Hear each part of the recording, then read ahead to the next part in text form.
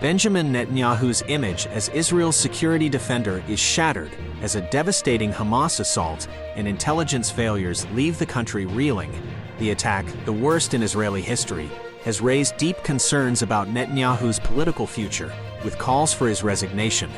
Many see this as a significant blow to his legacy, eroding his long-standing Mr. Security positioning. The assault killed over 1,300 Israelis and injured thousands, severely denting Netanyahu's security credentials and leaving a dark shadow over his leadership. Afghanistan grapples with a devastating 6.3 magnitude earthquake and subsequent aftershocks, leaving thousands dead and homes destroyed, compounding an already dire situation due to conflict and economic collapse. The series of quakes have hampered recovery efforts, raising concerns for survivors' well-being, especially with winter approaching. The Taliban's restrictions on women and girls further exacerbate the crisis, highlighting the urgent need for global aid and support. The Pentagon ordered a second carrier strike group to the eastern Mediterranean as Israel prepares for Gaza operations. While not involved in Gaza fighting, the presence of two powerful Navy vessels is to deter Iran and proxies like Hezbollah. The USS Dwight D. Eisenhower Group, deploying from Norfolk, is headed to the region. The move aims to prevent hostile actions against Israel after Hamas attack. The first group, led by USS Gerald R. Ford, arrived last week. Duration of Ford's stay post-Eisenhower's arrival remains uncertain. North Korea supplied over 1,000 containers of military equipment and ammunition to bolster Russia in its war against Ukraine, confirmed by the U.S.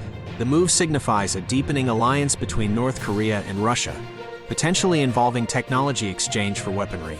Moscow seeks support for its aggression in Ukraine, while North Korea gains diplomatic space amid global shifts. The ammunition may not significantly impact the front line but legitimizes Russia's actions in Ukraine. Israel's national security advisor, Zachi Hanigbi, admits to intelligence mistakes regarding Hamas attack, expressing surprise and highlighting a failure in assessments. Israeli military readies for potential Gaza invasion, focusing on operational readiness, including ground operations.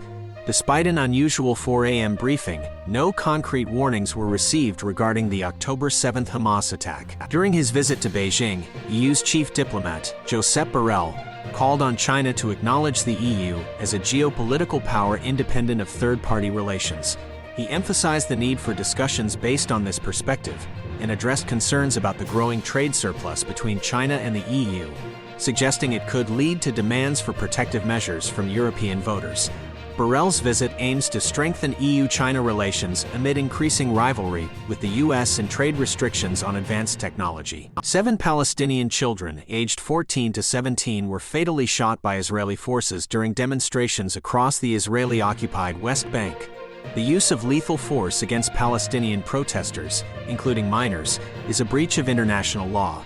The Israeli forces' actions are criticized for targeting Palestinian children and violating their rights, highlighting a concerning pattern of impunity and disregard for international standards. Dr. Nisreen Al-Shorafa, a tireless surgeon at Al-Adha Hospital in Gaza, faces unprecedented pressure during the Israeli bombing. Despite warnings from the Israeli military to evacuate, the hospital staff, dedicated to saving lives, refused to abandon their duty.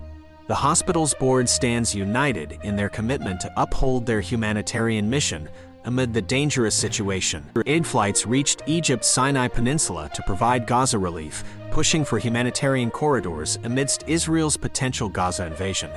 U.S. Secretary of State Blinken emphasized aid route agreements and conflict containment. Iran's foreign minister warned of repercussions if Hezbollah intervened. President Biden pledged support to Israel and humanitarian aid for Palestinians. UN urged rescinding evacuation orders for northern Gaza. Egypt controls Gaza's Rafah border. UNRWA emphasized civilian safety. Amid deteriorating conditions, urgent fuel and humanitarian assistance for Gaza were emphasized. China's Foreign Minister Wang Yi urged the prompt organization of an international peace conference to address the escalating Israel-Gaza conflict in a call with U.S. Secretary of State Antony Blinken. Wang emphasized China's opposition to actions harming civilians and violating international law. The conversation also touched on improving U.S.-China relations, with Wong noting signs of stabilization. Lebanon's military alleges Israel fired a fatal missile at a Reuters journalist in southern Lebanon during border tensions. Israel contends it used tank and artillery fire to thwart a Lebanese infiltration. The incident is under review. Reuters urges a transparent investigation for press safety. Israel denies targeting journalists. Lebanon plans to lodge a complaint with the UN Security Council.